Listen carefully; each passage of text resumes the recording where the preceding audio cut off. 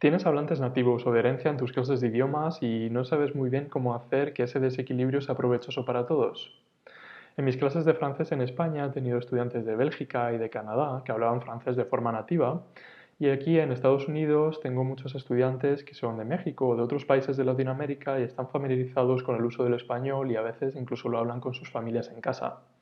En este vídeo quiero contarte qué hago yo para flexibilizar tanto el contenido como las actividades para que el tiempo en clase sea de provecho para todos.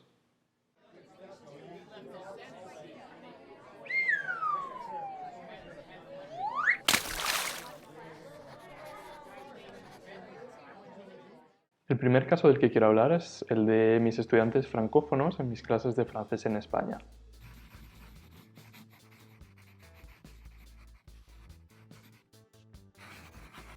Para poneros en contexto, se trata de unas clases de francés en instituto con estudiantes de entre 13 y 15 años. Uno de ellos era de Canadá, completamente francófono, y otro estudiante era en realidad de Estados Unidos, pero había pasado toda su vida viviendo en Suiza, 13 años de su vida viviendo en Suiza y ella tenía 15, con lo cual llevaba 2 años viviendo en España.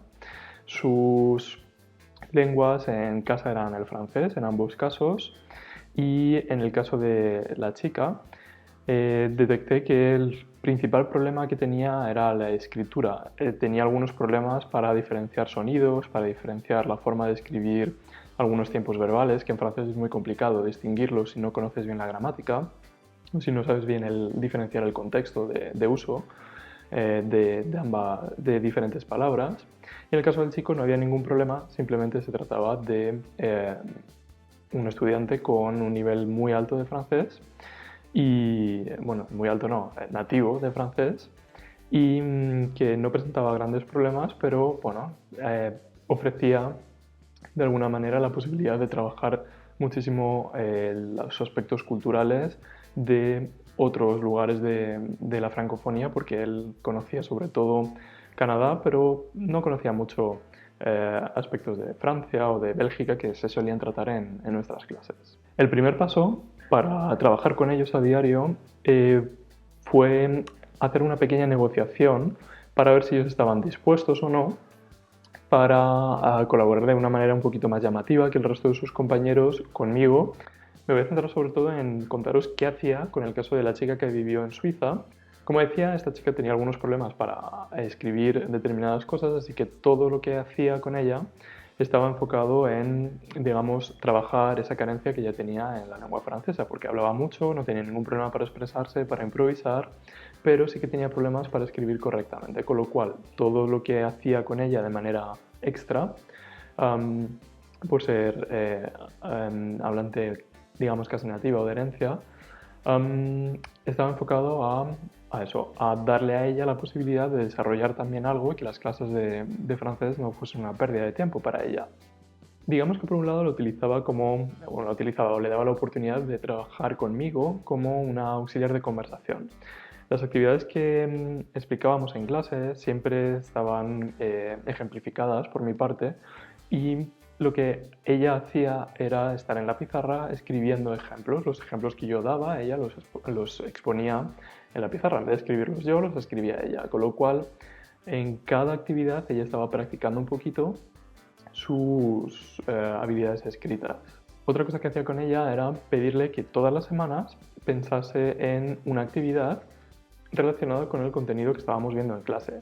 Esto a ella le daba la oportunidad de ver cuáles eran los contenidos que veíamos y trabajarlos de manera escrita, no solamente hacer las actividades y ya está, que siempre suelen estar enfocadas en la comunicación y en la cooperación, porque era un colegio basado, o sea, en el que el día a día se hacía en aprendizaje cooperativo, y todas las evaluaciones estaban diseñadas en un aprendizaje basado en proyectos. Al final de cada evaluación tenían que hacer un proyecto para de alguna manera justificar el trabajo de todos los días. Entonces, con estas actividades ella pues inventaba una actividad que trabajábamos juntos, y además después la exponía a sus compañeros y sus compañeros también utilizaban ese trabajo que ya había estado haciendo, con lo cual era muy divertido porque solía ser como un pequeño trivia o algunas actividades en las que ella hacía alguna pregunta o exponía algún tema y después hacía una pregunta. Y bueno, nos llevaban muchísimo tiempo, no le llevaban muchísimo tiempo de preparación y nos quitaban tampoco mucho tiempo del desarrollo normal de las clases y seguía existiendo la interacción entre compañeros, que era el espíritu del colegio, ¿no? El aprendizaje cooperativo. Otra actividad que le pedía es que escribiese un diario personal. En este caso tenía que ser un diario escrito a ordenador, siempre con el corrector de textos activado. ¿Y por qué? Porque me parecía interesante que ella misma, mientras estaba escribiendo, pudiese ver los errores que le marcaba Word, en este caso, y creo que eso a ella le estaba haciendo más consciente de las cosas que estaba escribiendo y no solamente era una corrección hecha por mi parte, sino que era una corrección que le iba haciendo el propio software sobre la marcha. Con lo cual, poco a poco sí que se vio que había una mejora o que había un poquito más de conciencia en, pues por ejemplo, si quería escribir un participio pasado, a veces ella al principio lo escribía como un infinitivo, que es un error muy típico de los hablantes nativos de francés, o también vi una reducción en los problemas de género y número, porque los morfemas de género y número en francés no se pronuncian, entonces eso a la hora de escribir es un poquito complicado incluso para los hablantes nativos. Y ella fue ganando confianza y fue ganando, digamos que calidad en su escritura a lo largo de este tipo de actividades en los que ella simplemente, como decía, tomaba conciencia. También en el proyecto final ella tenía una pequeña misión extra y, bueno, siempre en los proyectos finales ellos tenían que hacer algo, poner en marcha una escenificación de algún tema en concreto. Y a ella lo que le pedía es que mientras estaban haciendo el proyecto, durante el tiempo que lo desarrollasen, ella tenía que ir tomando nota de todos los pasos que hacían, de quién decía unas cosas, quién decía otras cosas, hacer una especie de acta, en definitiva. Simplemente tenía que anotar en una especie de informe cómo habían hecho el proyecto y cómo habían llegado al resultado final que estaban mostrando a clase. ¿Por qué? Porque ella a la hora de ponerlo en escena no tenía ningún problema para incluso improvisar si lo necesitaba con sus compañeros, porque evidentemente era su lengua. Así que bueno, necesitábamos enfocarlo en la escritura para ella. Así que fue también una práctica muy interesante que le aportó bastantes cosas y, en mi opinión, y por los resultados que pudimos ver en el proyecto, en el análisis de las 3 evaluaciones, sí que dio bastantes buenos resultados y vimos una mejoría muy clara en algunos aspectos gramaticales de su expresión escrita. En segundo lugar, os quiero hablar de algún estudiante mexicano o de familia mexicana.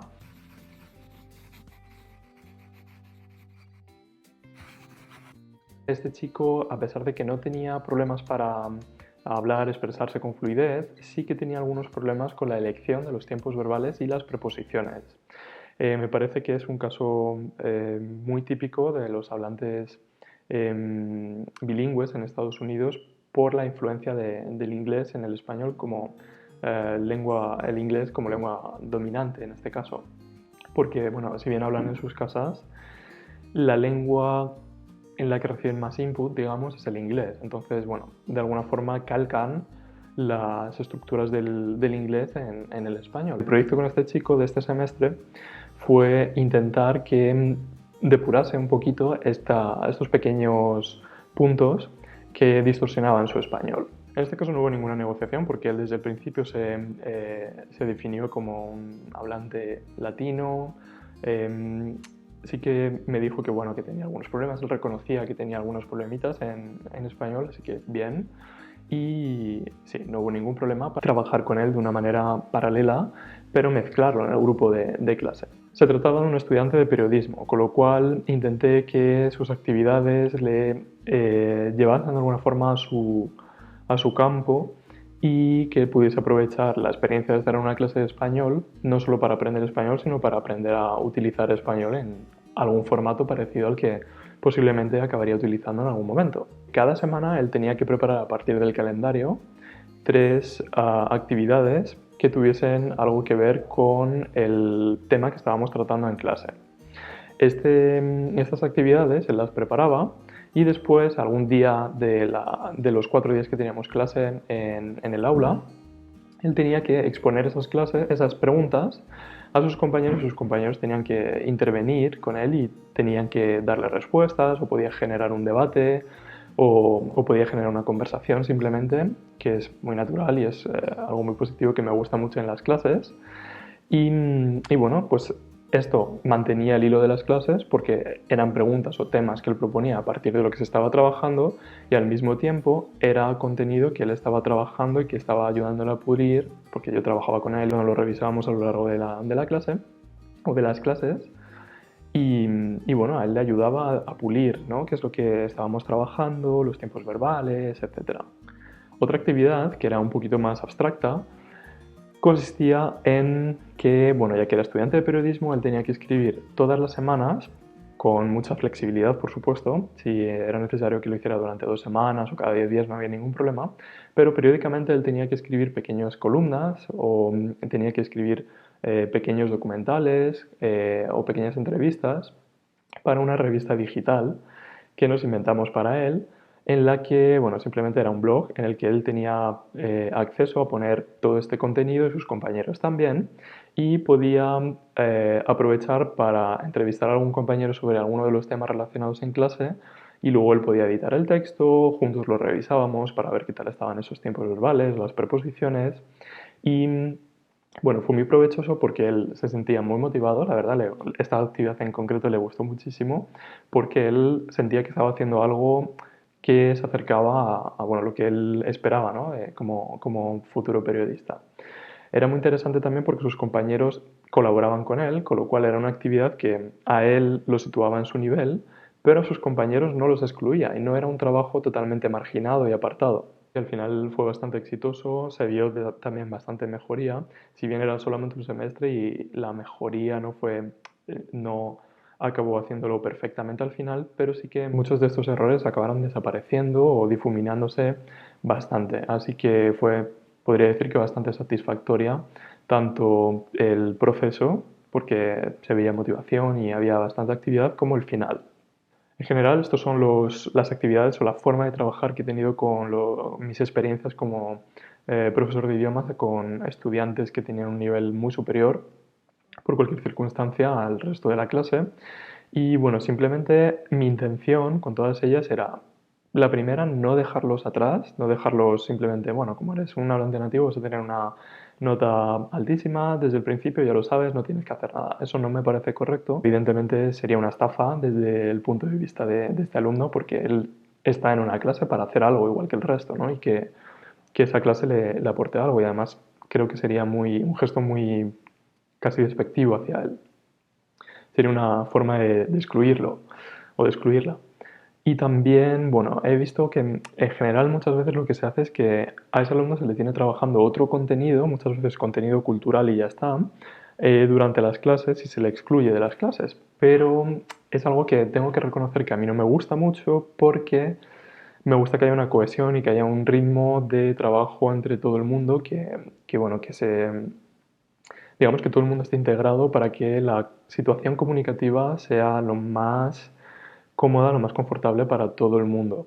Así que, bueno, tener una persona trabajando ahí en una silla, en una mesa, mientras el resto en mis clases que se mueven, se levantan, hablan, hacen preguntas, hacen cuestionarios, cosas que siempre requieren mucho movimiento y mucha interacción.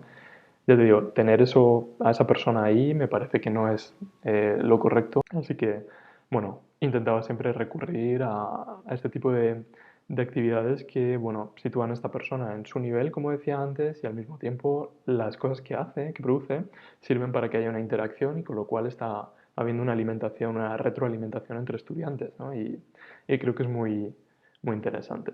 Pues hasta aquí el vídeo sobre los Heritage Speakers. Estas son mis experiencias, espero que os hayan gustado y si queréis seguir viendo vídeos sobre qué hago yo en las clases de idiomas, tanto de francés como de español, os animo a que os suscribáis y que estéis al tanto de los próximos vídeos que publicaré en el canal.